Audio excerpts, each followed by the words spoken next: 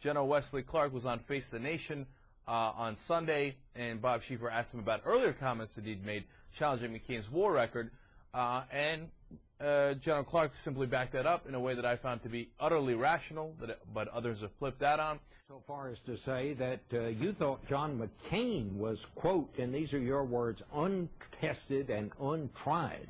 And I must say, I had to read that twice, because you're talking about somebody who was a prisoner of war. He was a squadron commander, the largest squadron in the Navy. He's been on the Senate Armed Services Committee for these many years. How can you say that John McCain is untested and untried, General? Because in the matters of national security policy making, it's a matter of understanding risk, it's a matter of gauging your opponents, and it's a matter of being held accountable. John McCain's never done any of that in his official positions.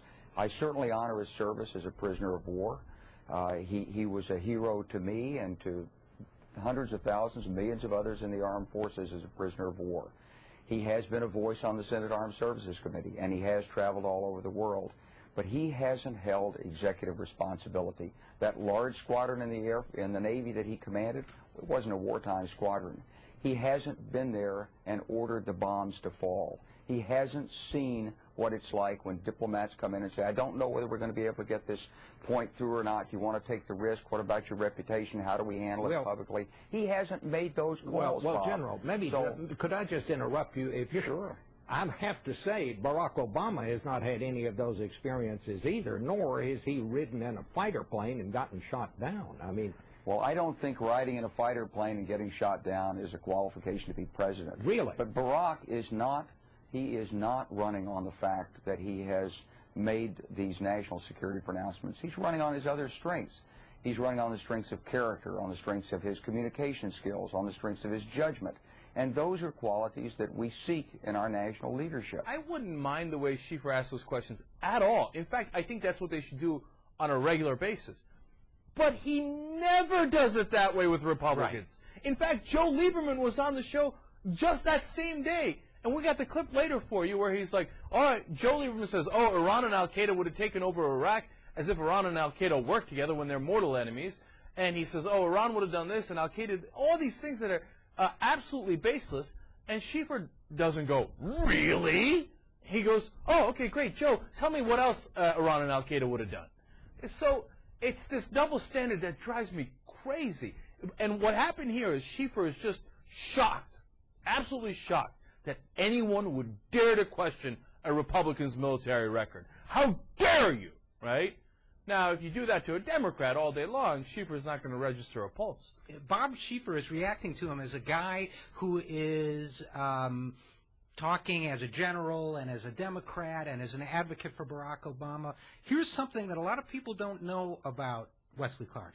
Wesley Clark was in Vietnam too, and Wesley Clark was severely injured when he went in to rescue some of his friends in a military operation. They didn't think he was going to live. He spent months in the hospital.